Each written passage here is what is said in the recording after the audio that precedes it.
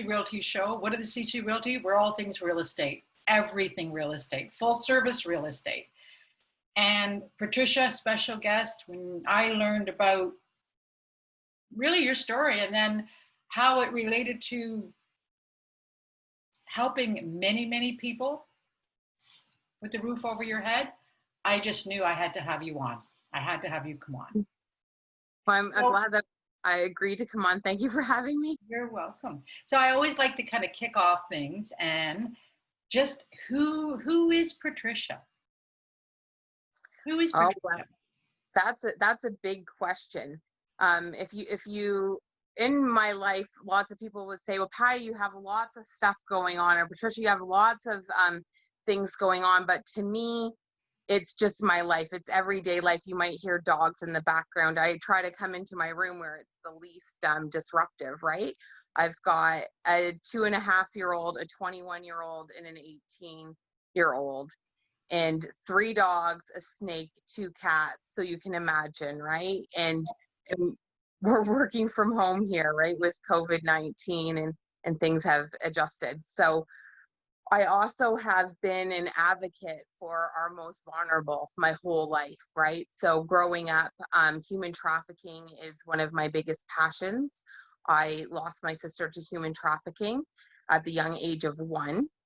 Okay, so, and then also Dawn House that we're going to talk about in a little bit here, that was created when I was 7 years old, right? So housing for women, my mom ran a boarding home that had tenants and housed tenants, and she originally started with 1 home, and then it turned into 2 homes, and then a 3rd and more properties, right? And then rent to own real estate.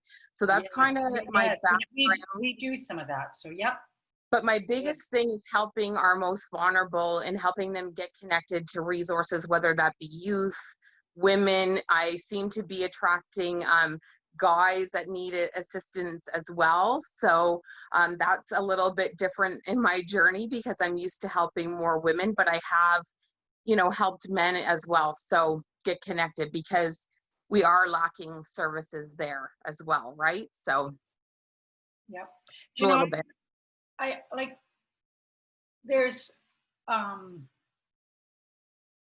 when we kind of look at where we are, Patricia, and you look at, and I always, there's a million questions and I have a tendency to maybe try and get 5 out at the same time. And when that happens, you won't hear anything from me, but, because there's just so much I love to know, and everybody's, the journey, if you will. And, and I learned about the Dawn House, and I know I heard different things, but I didn't really know a whole lot until we connected and I wanted to learn. Patricia, tell me about who you are, etc. So yeah. We're we call it full service. What does that mean? Everything. It means that affordable living. And we have more people now coming to us kind of that are trying to get into the market, the buying. There isn't this flat, we simply just have that many more people. And all these people have different scenarios. Mm-hmm. So you touched me when I learned that you've got, like, you literally just not long ago helped not only secure the property, but you created 16 new homes for women. Yeah, our team did. Yeah, we created 16 new living spaces for women that wouldn't have been housed this winter or last winter, right? Those are 16 less women that would have had those supports available who are vulnerable. Yeah, but it started with recognizing you need the space. Yeah, we needed to up our game. We needed to give, not up our game, but yeah, we need to up our game. We needed to up how we were playing. We were playing, not that we were playing small, right? But it was fearful to take on. We had a 7-bedroom house prior to having this huge home, right? So 16 rooms, right? And that's just the rooms in apartments. So we have 9 apartments and we have 7 self-contained rooms, right? We have 9 bachelorette apartments. So when you go from just 7 rooms, and I'll show you our brick house here. I don't know if I have a picture right here, but if you can see this close enough, this is what we came from, right? So you see this little Victorian home in brick. About a 1,500 square foot little, yeah, about And a it had, 100-year-old Victorian home. yeah, and so women were sharing spaces with their children and, you know, sharing eating, and it was a home with lots of love. We had 4,500 women come through that home within, since not, I think 1986, 1987 through to 2016. So 4,500 women through those doors. So you can imagine how many stories the walls of that home has. Yeah. And I mean, I goosebumps because, truth be told, Patricia, my grandmother did a little bit of what I'm just now learning that your mom did, and I couldn't understand why am I always looking at real estate? Why am I, there's these, so sorry, everybody has depth, and we need to kind of understand that depth, but we don't realize that everybody, if it wasn't for you, Patricia, there's 4,000 people that may not have had the opportunity, the impact to go forward. So when we think about affordable living, affordable homes, just in general, I don't really believe in the product push real estate game. I just believe in understanding everybody's why and why they're motivating and why they're doing it, because it's such a big decision. And here's you that understood, you're looking at it from there are many people, many vulnerable women, and we have many, many, many, many stories that we can share. Yeah. And where do you go for the help? Yeah, I want to say when I came on board in 2014, that home that I knew from the age of 7, because my sister-in-law was on the ground floor creating that home, right? So she's who sat around a grassroots table and said, this needs to happen in our community, because we had women who were their children would go into CAS care because there was no supports for them back in the early 80s, right? There wasn't those same support. So this became a home where women could come, keep their children and stuff. And we grew from there. So we grew out of the services that we needed. And when I came on board, right? So. It's, I think kind of just, and I'm very much of a now person. We look at the era in life of where we are, and there are more people kind of maybe what I would call waking up and recognizing that people need to be helped. People need to be, and it's not like they're doing it. The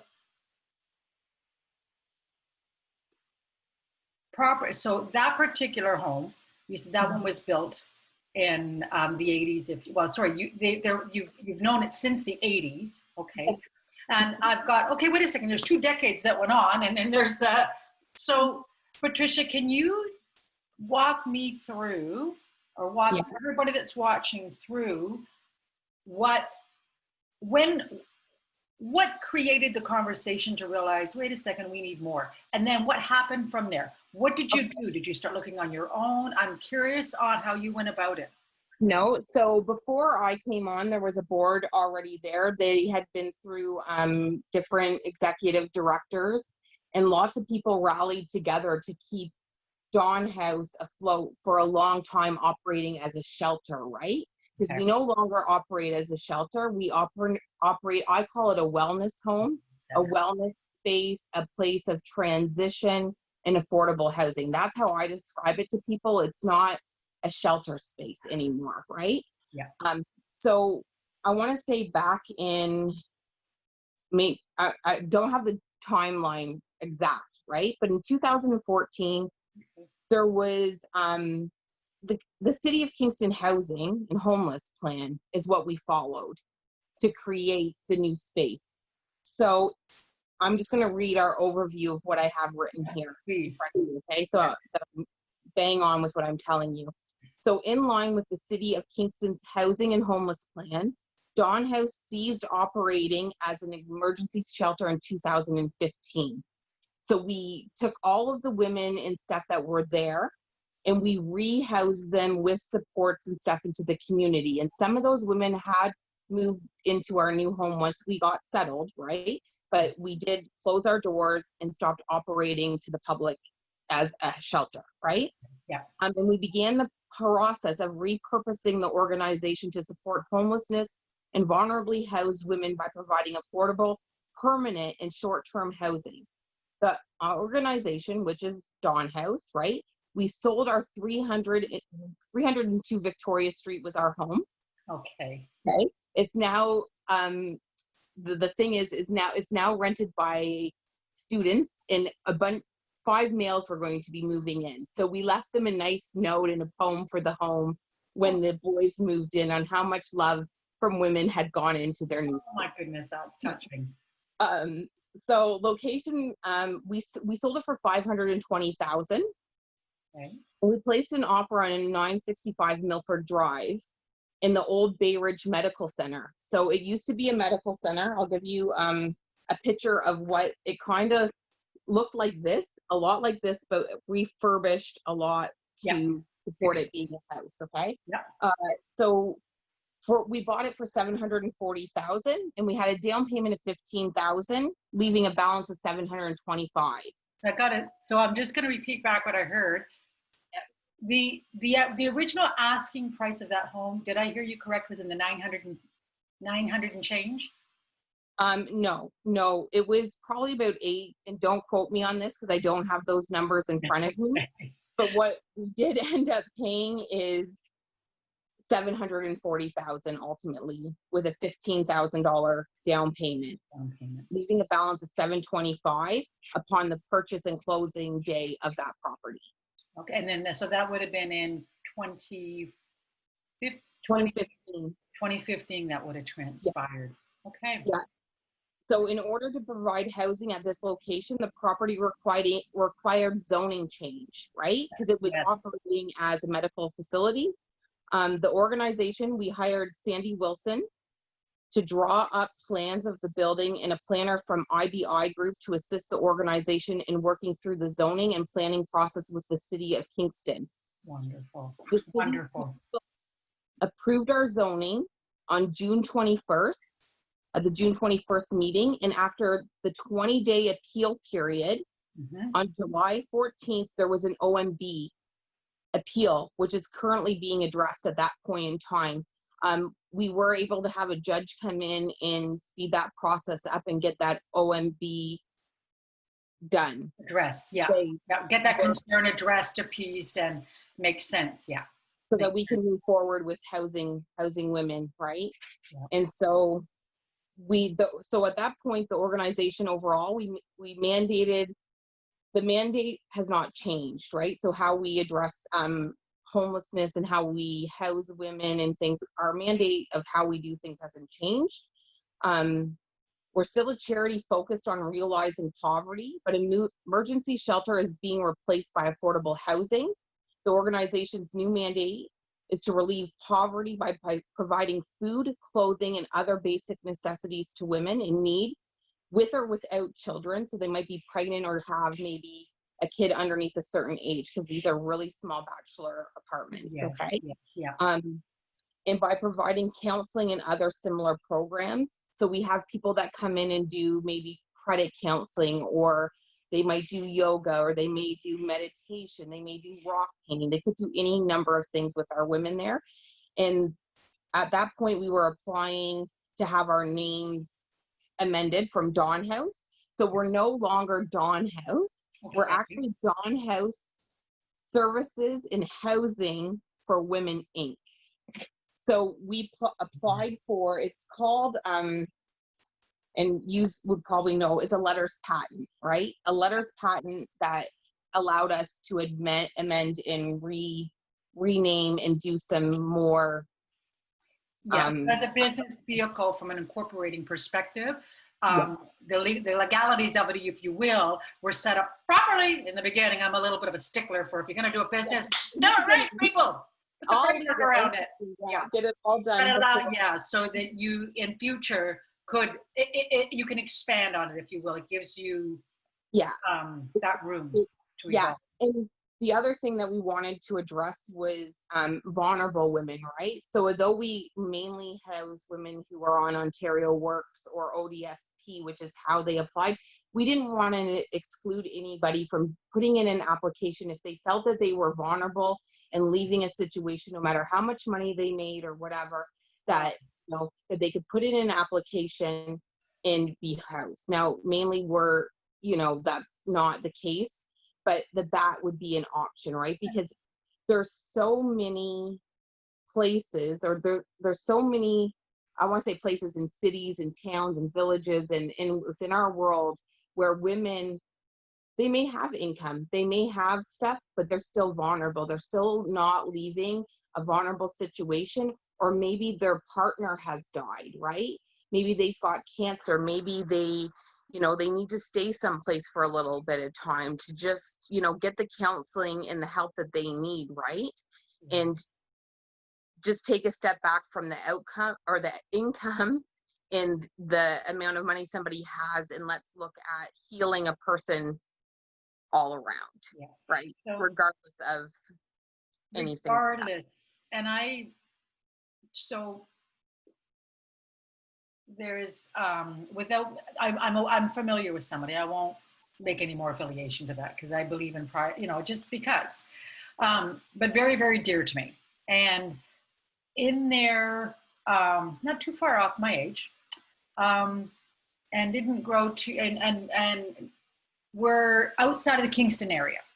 Okay. A number of years ago, it's going back a few years ago. I think it was their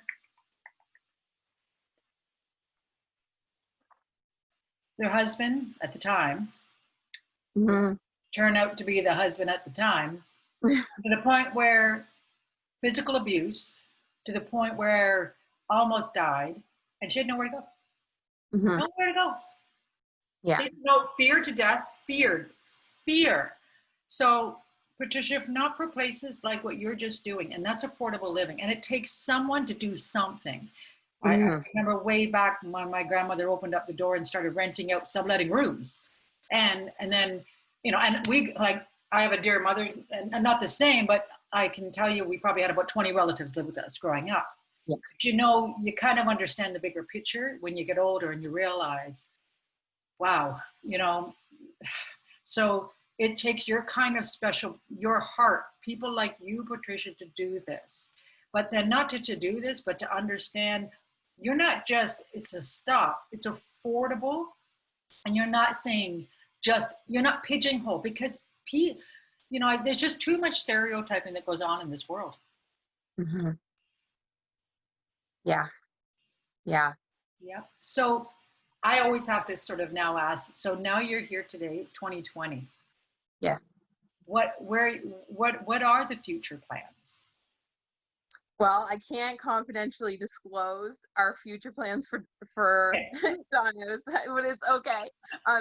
But we do have future plans, and COVID has taken a hit, right? Like it has taken a hit on, our movement, right? Yeah. It really has. However, our dream and our goals and what we want to reach has not changed, right? So it may take us a little bit longer, but that's okay, because we're survivors at this home, right? We're all survivors and advocates, and we have a strong board of directors, and we have a very strong executive director named Maggie, and she's just incredible. I can't say enough of good things about our executive director, plus our team that works there, right? Like, it's pretty incredible, the team that has been on site. I want to say Heather is one of our main workers, right? And she's been there since the early 80s, right? You don't see that much in organizations, right? No. So it's so nice in that it's just a home. And we do have future plans of expanding and getting bigger. And, I see greenhouses and partnering with other food sources, and more use of the community kitchen for cooking bigger meals for the community, right? Because one of the things that the women do in the house is we have a community kitchen. Now it's been closed for COVID-19, but prior to that having to be closed, the women, that was a gathering place for the women, even though they had their 9 apartments with their cooking, and then they have a shared cooking spot with the 7 transitional rooms, right? Yep. They would gather in the kitchen and they would make bigger meals, right? So that they all could eat more affordably, and pool their resources together. So looking forward to having that back open again. Yep. And growing, right? And we also have a Spread the Love boutique. It's a, I guess, what do you call it? It's a social enterprise, right? So it's connected into the home, and that business was in the inventory of wedding dresses and gowns and stuff was given to us. So when I did WOOF award, so Women on Fire award, I was able to purchase my dress from Dawn House for $40, right? And then I can redonate it back to Dawn House, right? For Again, future purpose, future use. but that's $40 more that, you know, Dawn House has to support, right? And then the women, you know, help me pick the dress, right? Like, oh, I love that dress, Patty. Oh, God. Cheryl and I both went dress shopping there. So the women were super awesome with, oh, I love that one on you, or, you know, things like that. So it really gives the women and people who live there and the volunteers that, you know, come into our house, you know, just that nice, feel good, fun dress up. Yeah. Well, and I'm what there's a whole community, you know, Patricia, that old term they say the village raises the child. Okay. And you know, we kind of relate it into real estate. And the reason I was kind of going into this, I'm like real estate specific. I mean, every human being needs to have a roof over their head. There's all people. This is like this segmating is I understand why, but at the same breath. So really, it's the community. And I always viewed real estate as not just the house, it's the community, it's the area, it's the involvement. So what I'm really hearing is you're not just giving these women, you know, the opportunity to safe haven, wellness. But when you say well, and I love it because there's interesting notations around old brands, I guess that's what I would say, versus what really. So it's like Steve Jobs, with the technology was always there, but he just, wait, if it changed the way you look at things, the things you look at will change. Well, he looked at that phone a little differently than the rest of us did. And guess what? It became our connecting device. Yeah. Yes. And I like to say, you know, when we say shelter, right? And it's just changing people's language, right? Yes. Changing the language, and eventually, like you said, right, it becomes part of us. And I feel, you know, though I call them wellness rooms, right, the 7 rooms that we have, they're transitional housing, but they're wellness spaces. They're a place to just come, and we say women can stay up to a year, some of them stay longer. They transition over to the affordable housing. And then we even have, when we talk about real estate and the power of community, right? So I'll give you an example. We had 3 women who, you know, cooked together, got along together, maybe barely talked when they first came into that home, but became a community amongst themselves and have now partnered together to go out and get an apartment.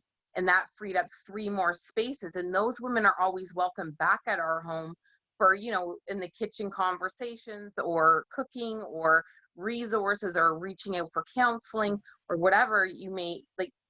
So yeah, and it's just awesome. Like you see the growth of somebody come in to the middle. And I'm a very hands-on board member as well, right? So you'll have some board members that work in nonprofit, and our board members, every one of us is, what do you need, right? If my executive director or our executive director were to call any one of us at any time, we would drop. If I was in Toronto, I would drop and say, like, I'm coming home. Like, what do you need, right? So yeah. You've got, they say likes attract, not opposites. And you know, when you were just sharing the story around not only the inventory to be able to select from, but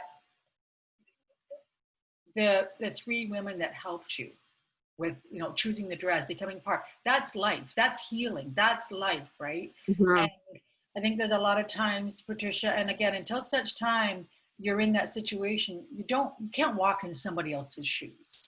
And I know in my path, I've seen all different types, you know, those that come from tons and tons of um, stability, if you will, but to the point where they don't really understand what it's like to not have that stability. And it's interesting to see the lenses, but it's, you know, who you are inside. So you just said something, you know, so critical. Like that's culture. So you have a very, very aware, strong, positive culture amongst your board members. And when Yeah. you have that and it's tight, there's nobody that really can infiltrate that because it's based on truth. It's based on truly who you are. Yeah, and I want to say it's based on truth and justice, right? So anytime that we sit around a table, right? Like I can remember sitting in the basement of that old Victorian home. I think there was probably 5 or 6 of us around the table with our contractor, and we looked at each other and we said, you know, what if, you know, because there were board members that didn't stay on board, right? You know, there were some fears, there were some very valid fears of what if we lose, you know, this 15,000, because we had to keep extending, right, because of the zoning bylaws and Yeah. whatever.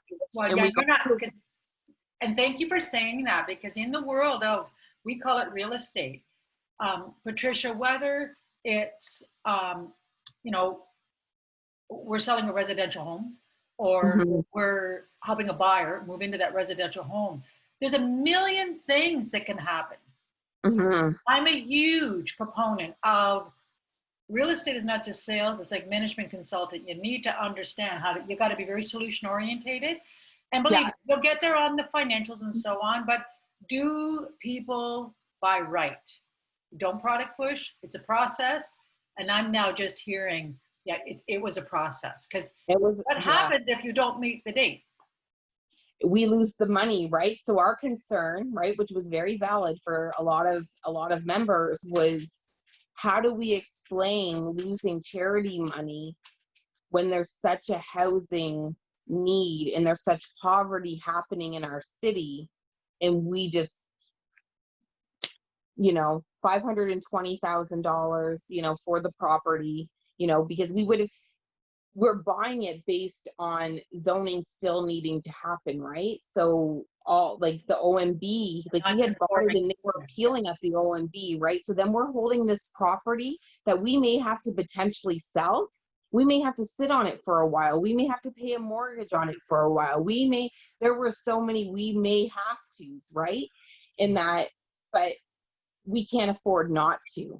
We can't afford not to take the chance, is what we decided around that table that day. And we had a contractor at the time who said, I will hold things as far as, you know, payments and things. Like I've got, like, you know, we had such, it takes a small, like a community, right? It takes an army to make something like this happen, right? And people that believe in not just your cause, but they believe in the people who are sitting around the table, right?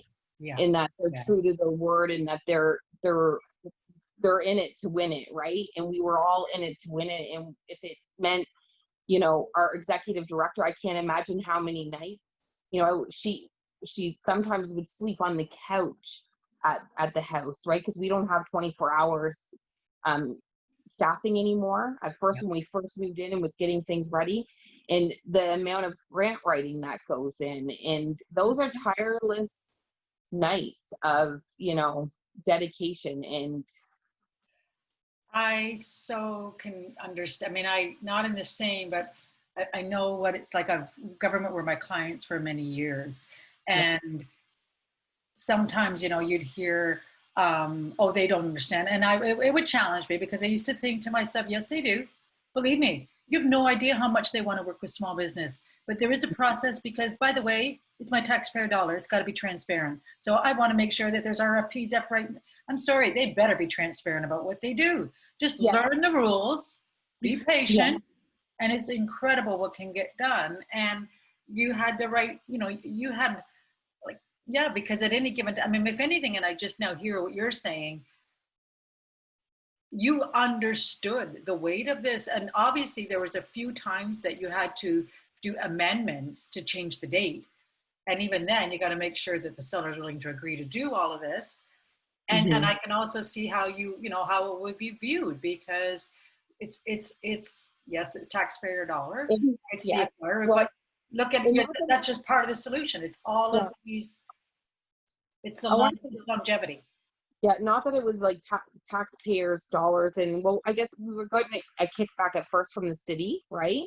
But we don't get government funding for Dawn House. We're a charity, but we are still, we're working with the public's money, right? You Yeah, maybe, it doesn't matter whether you've donated $10, $20, whatever, maybe you've donated 20 or $30,000 to our organization, but you've donated it in the trust that we're going to work in the best interest of our community, right? And to do what we say we are going to do, right? So if at any time that this had gone through, you can see where people would be, you could have seen that coming, and it would have been a backlash, right? It would have been, but it didn't happen. We kept the faith, like in Think and Grow Rich, right? Keep the faith, yeah, have a plan, a burning desire, a mastermind that just doesn't give up.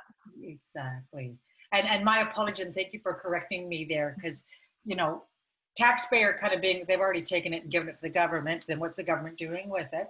But non-for-profit and charity is viewed kind of a similar sort of way, if you will. But to take that and you're investing in it because look, you've expanded the number of rooms. You Mhm. now have this whole center which is retrofitted. um, you've got plans now in the future, because we can always do more than we think we can. But you're correct, we also tell that little voice to go away a lot of times that it wants to self doubt. um, Let me ask you a different question, Okay. Patricia. Is it of long term to potentially take this into any other cities? It has been discussed, yes. Okay, I'll It stop. has been discussed. Because our model, so before I came on board, our president, our president and our executive director, okay, Scott and Maggie, Okay. um, did some tours in Ottawa, in Toronto, right? And they looked at some other places, right? So I'll give you an example for Dawn House. So there was one place that they toured in Ottawa, and don't quote me on the name of it because I don't have it right in front of me. Okay. But one of it was a home that helped with addictions, right? So one of it was alcoholism, right? And where they would give the residents who were living there one drink a day, right? And that, or one shot or whatever it was that they were allowed to have that day. So when we looked at Dawn House as in wellness and treatment and things, how were we going to, support I'm going to use cannabis use, right? Because I'm about cannabis for Yep. healing and wellness and not to get Absolutely, harmed, absolutely. My right? 79-year-old mother with early Parkinson uses it, and it's taken her Yeah, shit like this, like yeah, this. And yeah, exactly. I'm So just, yeah, yeah, and I had an opioid addiction, so that's what's helped me overcome that, right? So I'm very big on cannabis and cannabis for healing and wellness and things, and the power that it has. yeah, But what we looked at was in our in our backyard, and Michael has been there, right? But in our backyard, we've got the designated cannabis smoking section. And mhm, we're very mindful of, like, where's our neighbors going to be walking and stuff, and will they get the smell of it and stuff, even though it could be medical cannabis or could be recreational cannabis, right? yeah, We've got our non-smokers, or and our smokers, right? yes, So yes, so everybody's got a nice area that they can separate. And if you're not participating in cannabis, then that's way over there in that corner of the yard, and that's where that can take place, right? yeah. Yeah. I well, Patricia, my years ago, my husband's of the West Indies, and years ago, I can remember his mom took ill, and his mom she had cancer and went into remission, but a decade later it came back. So during that time, I remember going into their house and there's all these leaves. Now, it wasn't legal at this time. And they live in an upper middle class neighborhood. There's all these leaves. I'm like, what is? So sure enough, she'd boil it for tea. Yes. She would boil it for tea. So, and I give you the high feeling. If you have it as tea, you're not going to feel like, oh, it's a different type of like just relaxation. Yeah. And there's so many different, we just call them positive attributes, etc. that we really only the last 100 years has been this modern medicine. And wait a second, we've been around for how many million years? So I'm there's just way too much there versus at this end. And truth be told, Patricia, I've a few people that are in the way up in the legal industry, like way up. And let's just not stereotype, because there's all this silliness that goes on across the board. Yeah, it does. Yeah, and so, we wanted it to be, and we also wanted to be respectful in that, just like alcohol, cannabis can be a drug, right, for some people, right, and not used for wellness, so that it could be triggering in things. So but they say that, but I think we can all have our opinion. I think there's been a whole lot of government brainwashing over the years, because I think alcohol, I don't know, that stuff's a little bit different than, and I've seen that damage more lives than anything. Yeah. But I think if anything, right, if you use anything in excess of, that it's affecting your well-being, right? If you look at cannabis, unless, if you've got anxiety, you've got post-traumatic stress disorder like myself, right? There's certain strands that you don't want to touch, because it's going to send your anxiety and this is a whole not real estate conversation, but it will. Well, it is, because real estate, I'll tell you, we have clients, Patricia, who we have helped secure because in process of getting their license and all the stuff that we have to know. So, and we have this, right? Like I keep this with me at all times, is the cannabis legislation and regulation, right? Especially for tenants, right? Yeah. Because that we are a tenant in what we're doing, right? So because we provide affordable housing, we are a landlord and tenant, right? We have a landlord and tenant agreement. The LRTA, the Landlord and Tenant Act. You've got to know it. We're a landlord, right? We are, in some sense, a landlord, right? So we have to be mindful of what the legalization and what the regulation in Canada is, and how to put that into our policies and procedures, right? It's a wonderful man who you may want to just follow, connect with, whichever. And this is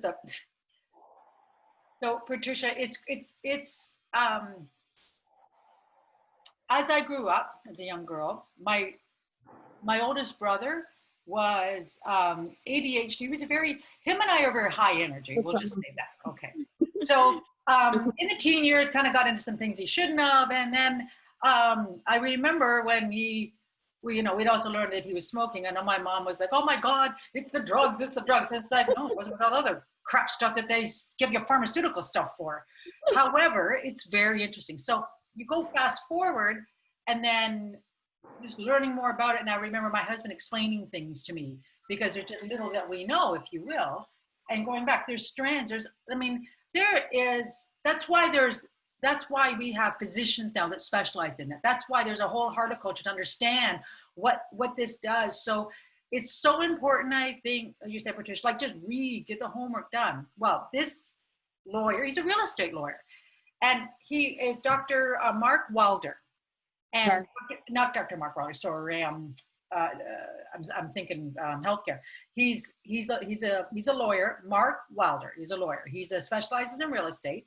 He has about 30 different satellite sites all across Ontario. So my daughter's trying to call me here. All across Ontario. Well, when they legalized marijuana, he comes in and he educates us, and he does a lot of educating, and he's almost like a lobbyist, if you will, in the government, really there, just making sure that, wait a minute, Mr. Government, this realtor's really, he's a supporter. And if that rings again, I just might have to say, that's okay. I'll be right back, hon. So he came in and he started educating around cannabis, around the rules. And it was an awesome, awesome presentation. 1 second here. Okay. I'm doing a live show right now. I'm going to call you back, okay? I'm doing a live show. I'll ring you back in 15 I minutes. can totally relate. Is everything okay? Yeah. Okay. 15. Bye, honey. Sorry. She's in Waterloo. She's in university, but yes. I can totally relate. So I can totally relate. Yep. Hey, you know what? It's all good. So as we're sitting there and as he was doing the presentation, there's about 200 agents and we're just listening and listening. It was awesome. He's talking, he's educating us on, he says, here's these devices, and you know what? He says, honest to God, most of my younger attorneys and generals, don't you, like, look, they're the ones that are educating me on this stuff. So he was showing devices and things that are been developed where you don't have the smell, what you can legally do. And it's so, I was just like, this is what we need. This is the educating we need. I have a funny story as far as smelling like the little but that's another Facebook Live that I'll share that on. Let me have you back. Yeah, but you're right. There's so much to learn, like so much knowledge, and that you don't have to smell that stinky smell next door anymore, or even yourself, right? Because that is the one thing, is that can be very smelly, right? Yeah. And like I said, there's edibles. There's just a whole range of different strands, and it's just been an interesting topic over the years. It's been phenomenal to see finally, and we got to be like, I feel very blessed, Patricia.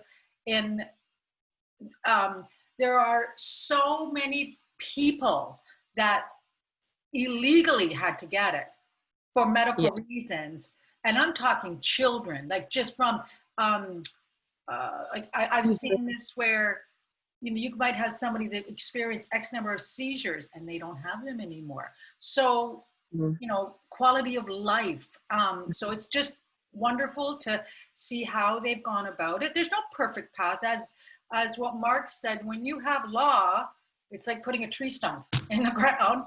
And until the responses, you grow a branch here to address that response, a branch here to address that. So, they're learning as we go, but they're not. I want to say it's all about making the connection, right? We don't know what we don't know, right? And this branch over here might be blowing, in an opposite direction, and that they're just not, circling together to see, or the leaves are falling in different directions, right? Instead of being raked up into the pile together where they can all communicate, right? And that's kind of how I see it in government or just anything, right? I was working on another case. So I work with youth in housing and supports and different things. And I don't understand why I can do this, but you can't, right? But it's policies and procedures that prevent them from doing certain things because they're regulated due to privacy policies and different things. So as an independent, I can do things a little bit differently, right? Absolutely. Yes. It's amazing you say that. I know it's a little off, well, not even so much off topic, because everybody that's watching, and, for those that are chiming in, the CC Realty Show Real Estate, we are full service real estate. So we have helped commercial clients secure property for their cannabis medical and residential, like for both medical purpose and medicinal purpose. We have looked at, I can remember selling a property about a year and a half ago and uncovering the zoning. This was the funny part. It was zoned for cannabis, but every buyer that came had a different trade, not cannabis. So it was, there was resolution to it, if you will, but you're learning, because it's not just the home, right? It's the zoning, it's helping a business, it's evolving. And the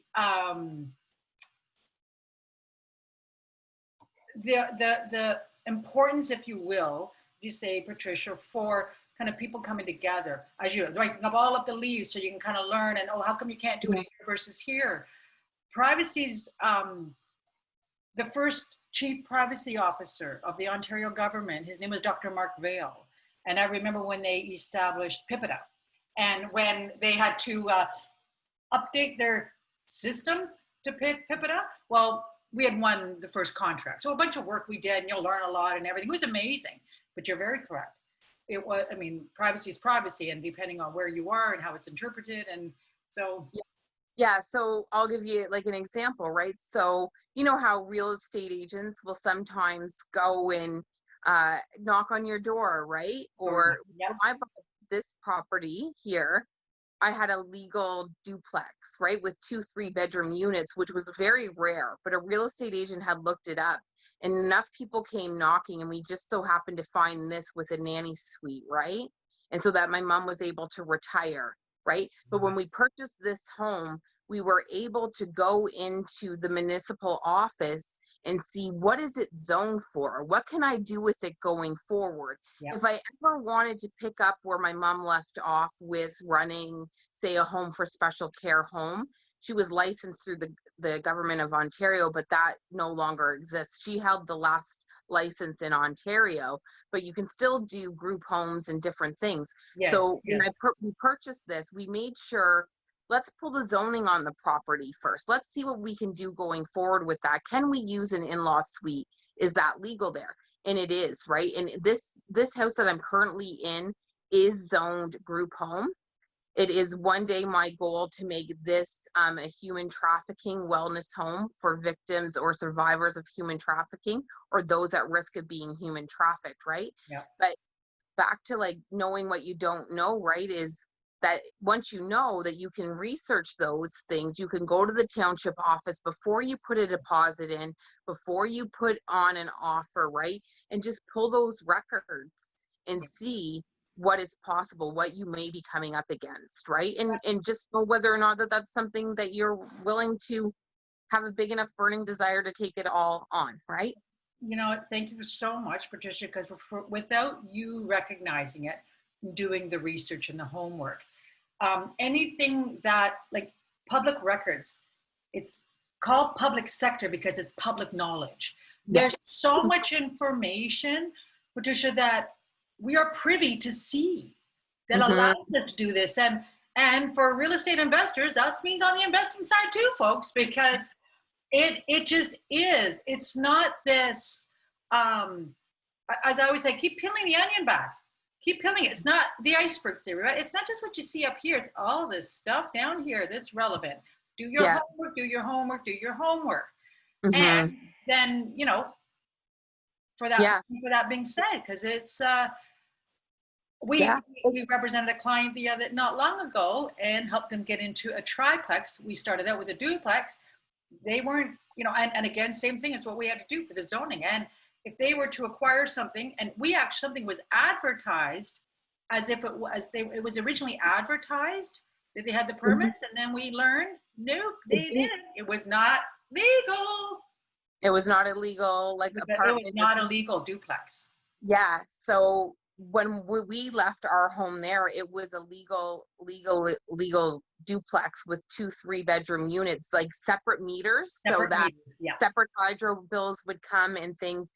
But a lot of places, especially now, right, is people are buying their homes and they're making these renovations on the down low of let's just renovate, but they don't have those things in. So when you purchase, right, and it may be advertised as with a nanny suite or apartment, but you want to make sure that, you know, that things are done. Like things weren't done in this house. So we had to go back and, you know, and we had to know that, right? We knew that vents had to be put in because there was no windows in the bathroom downstairs that had tenants in it, right?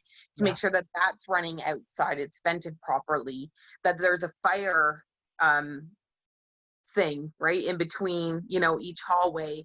And that fire extinguisher for the, you know, when you hear the fire code. So fire doors, things like that, right? So just as long as there's ways to figure out, and there is ways to figure out. There is. And you know what? Be resourceful. Be absolutely resourceful. And Patricia, for you guys, if it wasn't for you guys and what you were looking at doing and understanding, and it's just, you did something where, yes, you've got the city, it takes different things to come together.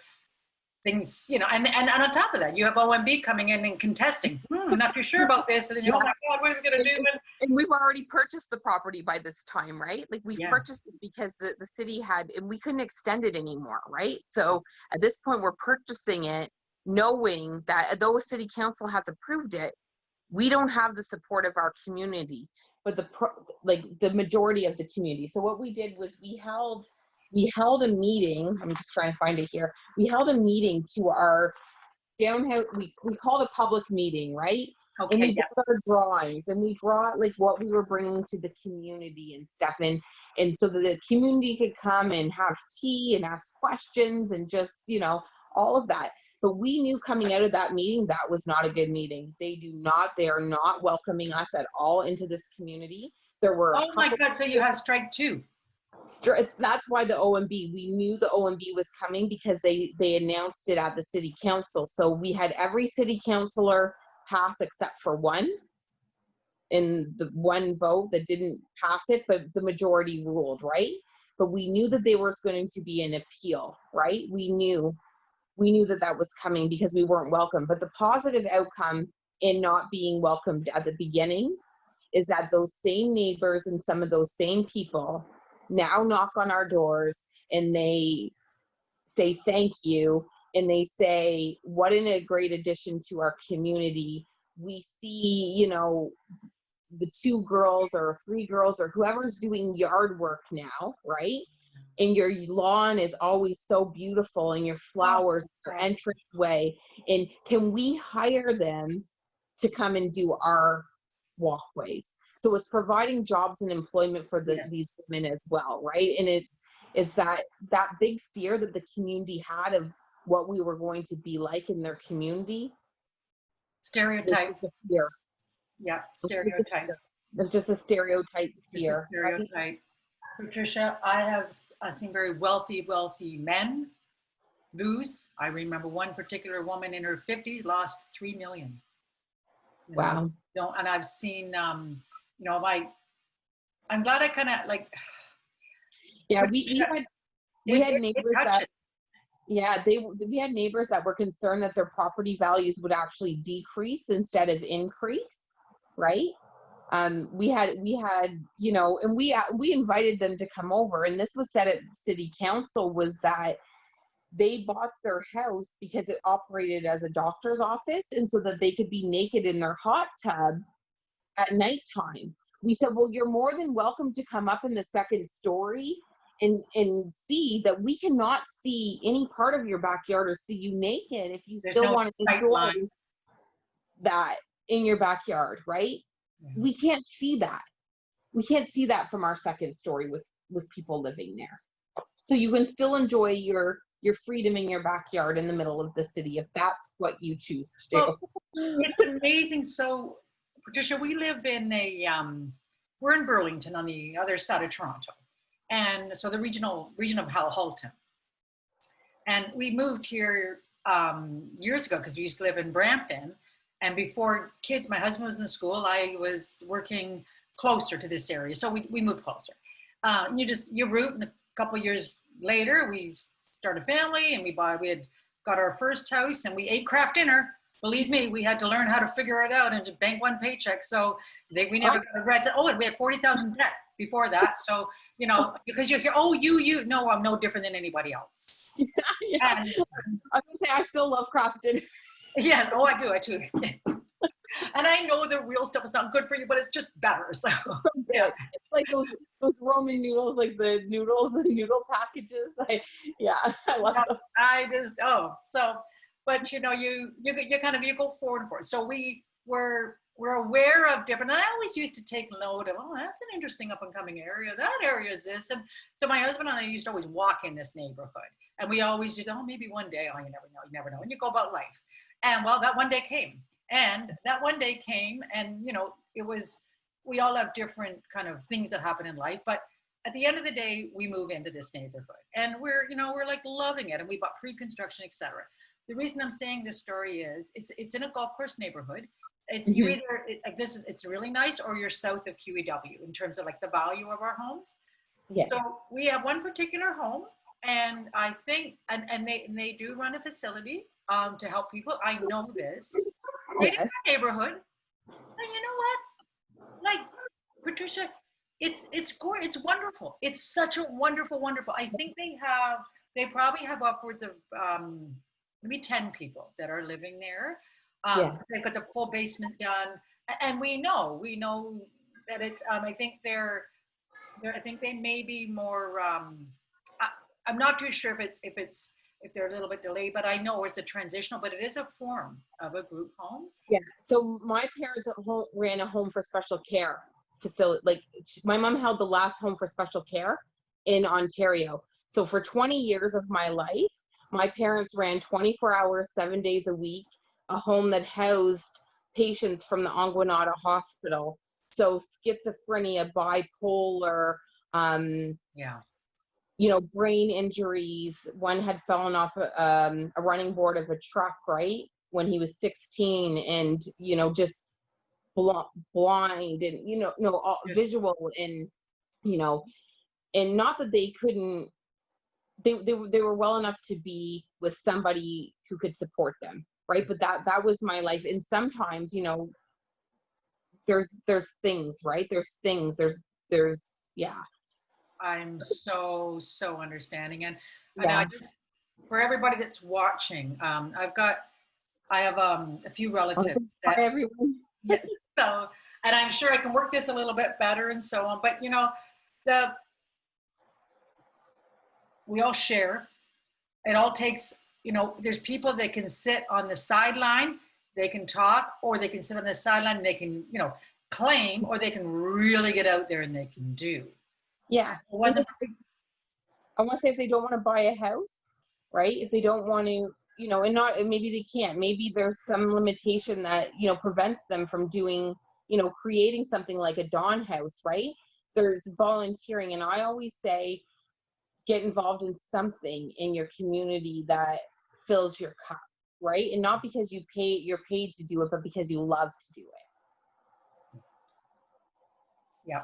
And the money will come. Absolutely. Well, it's Patricia, similar to kind of your house. We have two adults, children, and then our teenage child. And I've always said to them, find what you love to do. Mm-hmm. Do what you love to do. Because the traditional, you're going to do this. First of all, the average person is going to go through 18 different positions. Yeah. The reality of it is we're in a world where there's way more opportunity and way more arenas where people can make income, but it takes people to teach, it takes people to lead, it takes people to help. And at the end of the day, when you have lost everything or you have nobody believing in you and you're out on the street, and that is included whether it's your spouse, Yeah. whether you've been beaten to the point Mm-hmm. where whether you've had children, just some horrific things that, and I'm, I'm privy to certain things just through family members and from being in the legal industry, et cetera, et cetera. Just know that we never know someone's story. Mm-hmm. We never know. So you just continue Yeah. to help and lift, and just Uh, that's all we can do. People, that the majority of the time, that's not to be torn down, but to truly be lifted up. I have to say, like, for myself, right, and this could be anybody, any one of us who's watching this, right, we don't know who's ever going to tune into this, is that it's never too late to get your crap together, right?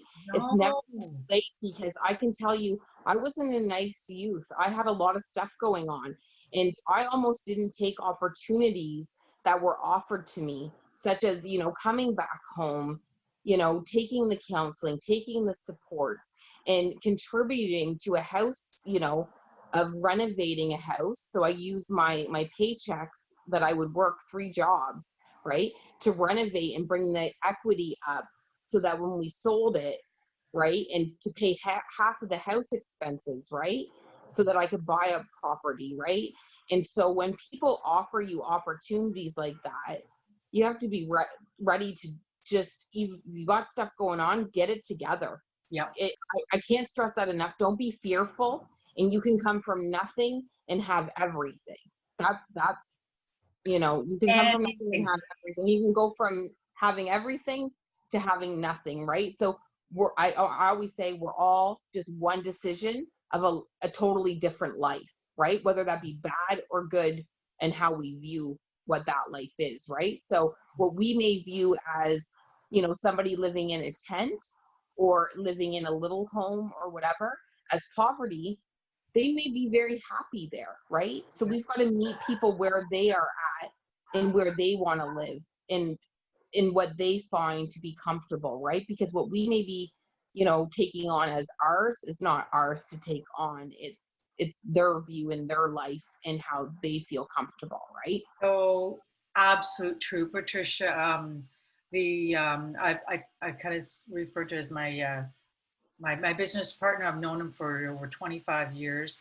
This man, he had a good heart. I could feel him. I'm very energy. You can feel. And I'm not always one to remember exactly what I say, or God forbid I remember what I did yesterday. Never mind what I wrote down on a piece of paper. That's why I use spreadsheets and stuff. But we're not perfect. I'm sorry. Nobody lives perfect. No. So this man he's a good person. We had a lot of fun together when we used to work together, and then his life goes one way and I go another way, but we stayed in touch. Yes. And that's what's important, right? Is that, we're all on journeys, right? So I take the negative, like there's negative in every breakup, right? Otherwise we wouldn't have ended a relationship or went in a different direction. However, I don't dwell on the negative side of that relationship, right? It's when we reconnect, I want to be positive. I want to take the positive things that we learned from that, and what we gave and what we took, and all of that, and make it something better, so that when we come back together at a table someday, because I believe that everybody comes back together somewhat later on in life, it's some kind of connection somewhere. And you want that to be a good connection, right? You want it to be positive for all the people that are surrounding you or surrounding that person, right? Oh, there's, absolute. And this, interesting, you just say that. So this gentleman, I always sort of say he was like my brother. I loved him like my brother. And he went one way. The first year was pretty good in the business. Second 2 years were not so great. Connected, and then helped him get a job. And 2 years later, he's in real estate. And then, I don't know, was it more than a year and a half, 2 years, and I'm just watching. And then within 2 years, he's calling me, Michelle, you need to come into the industry. And I was doing a different path. So, but I watched him turn, I call it life around. He almost lost everything around 40. And it was amazing to see what he did. So he didn't really start getting going until about 46. Now, where is he at? The gentleman is worth $8 million. Yes. He is now creating so many opportunities for so many other people. I'm one of them. I knew, it's through your learning and how you connect and why. I want to be able to grow it, if you will, not just go out there and sell a bunch of homes. No, it's that. I want to help people understand the process, all of that, to the point where I now have a partner here. Yes. And we've she's my partner in Hamilton Halton. But relationships, we're continually evolving and growing, but we don't live in the past. We don't mudsling. It's how we try, and that it's trust. So much of it's trust. And but Patricia, like you said, you're giving all of this back to these people that you're helping, because I'm sure they didn't have a lot of it in the beginning, and you're giving them hope, trust, their opportunity. They're human beings, and every human being, I don't care what age you are, I don't care. My father brought me up to speak and see the truth. Some people don't like it. Some people, ooh, but you know what? He was a very, very real, warm, and where is he? He's in heaven. What does he do? He turns the lights on and off constantly to let me know he's here and freak me out. And then I know it's him. So I want to say I can relate, but I've lost both my parents, right? And so sister and two brothers. So I can totally relate to the lights on, light off, and that you know what, they're amongst us. So that's what I said. Like, that's what I mean when, you know, it doesn't, I feel like when you come, you will all come back around the table someday. So it's best to come back around that table someday healed, or to leave healed, right? So that's why I'm so big about wellness in wellness homes and wellness spaces, in the healing for individuals and just everybody, right? Because we all need healing in some way, and homes provide that. A kitchen table provides that to people, right? Sometimes it's just a chat around the kitchen table. It's true. We never know, right? That little voice that just helps us. So on that note, Patricia, I'm going to plant a seed. It may be next year, it may be the year after, and we all know we're going to need affordable living. There's many different people that will require it from different perspectives, but it would be such an honor opportunity, Patricia, if you affiliate down in this area, you kind of plug in, whether it's here, whether it's Kitchener, and just, we would broadcast, showcase, whatever we can do to support. That's what we do, because I just as you share the information, communicate, come together, you never know. Yeah. It's just keep doing what you're doing. And I do want to hear that you are in other cities. Yeah, I would love to. Yeah. Absolutely. That's a big step, but yeah. We'll do good conversations offline, make a few connections. And by the way, that little interesting avenue that you're considering about greenhouse, there is somebody right away I will be connecting you. So don't let me forget. We have this big parking lot. So let me show you here. But we have this huge there's this huge parking lot. So I just envision like a nice greenhouse off the back part of our yard to, extend out, to still have parking spaces, but to have a place where they can grow. And here in our city, we have a community growing. It's called Lion's Heart, right? Okay.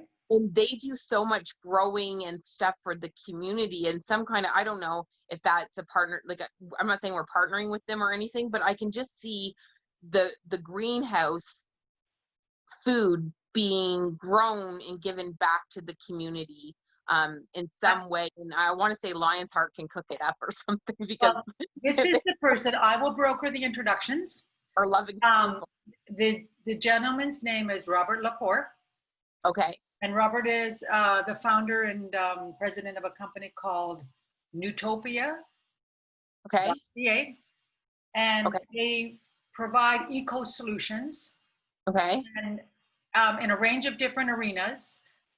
They are affiliated with many different eco products, if you will, to be able to do to the point where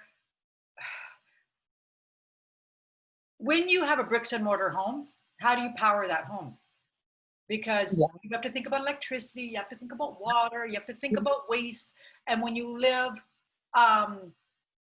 in non-municipality areas, more rural, you have things like wells and septics and all that.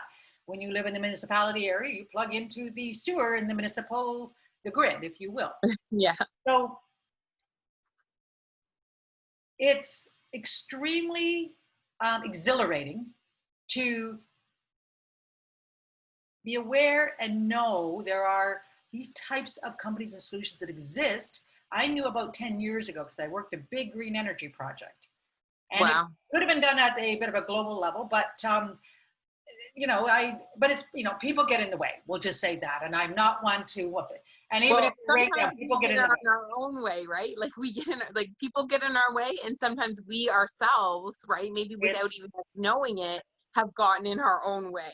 So true. So the long story short is this company's done everything from, you own a little bit of land, don't sell your land. You don't have to sell your land.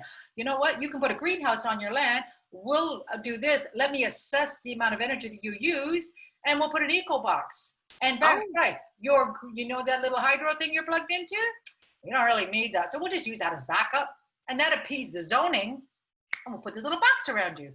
Now it's a lot more complicated than that, but at the end of the day, it's as real as it gets. I like the truth. I don't like to be BS'd, and I don't like the wool pulled over my eyes. I don't care if you're an enterprise company or if you're one person. Don't do it. Yeah, so, I just see the women doing so well in the gardening part, of the landscaping and stuff. The next step I see is greenhouse. What in plants? No, right? These are the stories we hear. So I will get you introduced to him directly. The first thing that he may do is, and why I would make that suggestion is, you've got a 16 home facility. and that facility draws energy. This gentleman in his company, what they may be able to do after you meet, your converse is you could literally have him assess it, and then he would pretty much let you know roughly how much you could potentially save. So the little cost to invest in his services pretty much may outweigh that. And then talk a little bigger, greenhouse, because if you have a bit of land or anywhere to put that, oh, okay, is that what you want to do? And then he can talk about those. And he's doing, he was way up at the, I'm going to call it the C-suite, right across most enterprise organizations. And they loved it until he realized, yeah, there is corruption across the board. And when you get your life kind of in jeopardy, you just realize I'm taking everything off the website and I'm just going to deal with things privately. And he's just grown now. But see, COVID's here. Yes. Well, he's, it's just waking people up to realize that you kind of have to go green and we have to do the right thing.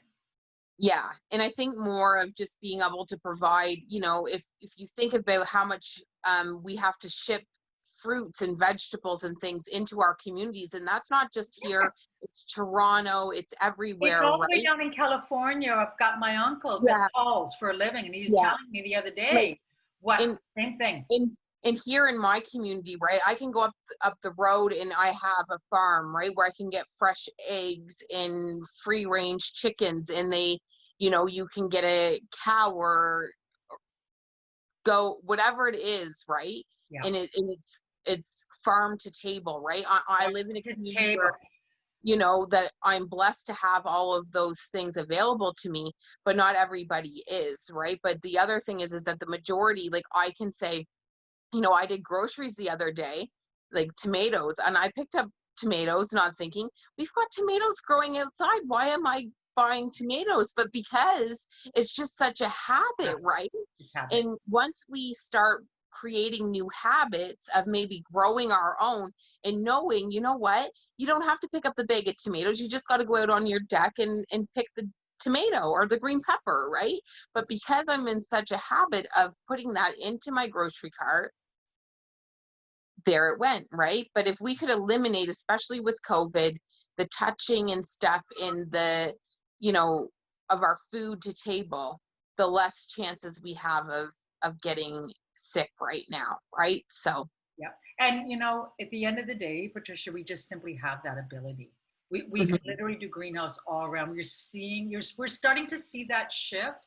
Got a someone that I'm very familiar, or a dear friend of mine that's considering kind of doing this, where maybe creating that, maybe setting that up, because the demand is there. You can do all year round greenhouses. This has really woken us up. We're going to see more travel inside Canada. And by the way, they being government, industries, just there's, you know, they're almost kind of looking at where Canada, and as our growth, we've got to double the population. So there will be an audience, people, you know, and we can grow, and we've got those 4 seasons. So those greenhouses work really good in the wintertime. Yeah. Is it now the slogan, a place to grow? But I thought we were always growing in Canada, you know? You know what? We are. And even when COVID first hit and we were looking at the potato farmers, they were Canadian potato farmers. So very, very true. We have such an opportunity in this country. Because our biggest constraint is the hydro grid in Ontario, because that's where everything is built around. But there's options beyond that. So, you know, and it takes women like you to be able to make a difference in the world. And thank you. So I'm going to have you back. Absolutely. And just have an awesome night. And I'm so, so grateful that you came on. So we have Patricia Lynn with, and this is, oh my goodness, I don't normally do this. And yeah, we are now Dawn House. Like we say Dawn House, right? But we are Dawn House Services. So services, because we provide counseling, resources, and housing for women. So Dawn House Services and Housing for Women is who we are now, Inc. We're incorporated. Dawn House Services and you and I are going to come up with the acronym, and that's going to live in every city, and you're going to get them going in every city. Wouldn't that be incredible? You know what? There's no reason why their business models And Yeah. other people need to know because there's other people like you. So this is, as I said, Yeah, it's like we've got like, and I'm going to just show you here quickly before we go off here. But when we look at our business model, right, you see here, right, like all of my paperwork, right, and all of my planning and stuff, and our, not my planning, I don't want to say mine, a team, right, a team of us, right, our ED, how to go from start to finish, right, and putting that all together into a package so that you could, you know, maybe you sell it to somebody in another city, which goes to support our Dawn House and raising more awareness here. I don't know what that looks like. Patricia. So I'm going to You know, task I you think with it's open something. to a conversation, Yeah. right? Let me I task don't you. know, Let me but I task think, you. Let me sorry? task you. What you're really telling me is what you just showed me, which blessed for you for just saying that. You just showed me what you call your playbook. My what? My Call them playbook? playbooks, okay? This is what the Playbook. business world called. They call them playbooks. So we just gotta, you know, and it doesn't matter. That's what a playbook looks like. However, that playbook, you can chronologically go through it and just organize it so that you've got Oh, it is. sections. Yep. And then what That, you can do is I mean, I hire my kids, they love to do this experience for them. You yeah. put the PowerPoint deck together to educate. Okay. And then you're now giving someone the model to do where they can do it in their city. Yes. Yes. Remember SARS? Remember Yes. when we had SARS? Mm-hmm. Like we didn't have it, theirs, even though that was different public health. It took Yeah. someone that understood this type of stuff to apply that kind of a modeling, if you will, Yeah. to go educate those C execs to understand why we had to have it. And then from there, things started to happen, systems, they got, so now they have kind of, you know, it is the blueprint. Everybody wants to say, here's what you have to do, what you have to do, what you have to do. But when you spend a lot of years in adult education, corporate education, it's the what's easy. Show me the how. That's the iceberg stuff that not everybody gets down into. They could just see this, get into the icebergs and start showing the how so that Yeah. people can avoid a lot of the mistakes and, you know, et Oh, cetera, et cetera. And you can show them the roadmap on how it can really happen. yes. Yeah. Yeah. So We can do it. I say we can. the next time we'll have some tabs in there. Okay. Okay. No, yeah, well, you know, it's all tabbed for me, but you know, you can't see it. I took stuff out. So, but it shows from when I came on till like the end, right? And it's just, yeah, it's been an incredible, amazing journey so far. And it's just going to get better. I just love it. So I'd love to have you back in about a month or two time. Okay. Perfect. Maybe bring in a couple people from a few other cities. And okay. You never know. Never know. No. So perfect. Be positive and have an awesome night, and thank you. Night. Thank you for having me. Bye. You're welcome. Okay. Bye, everyone. We'll see you soon.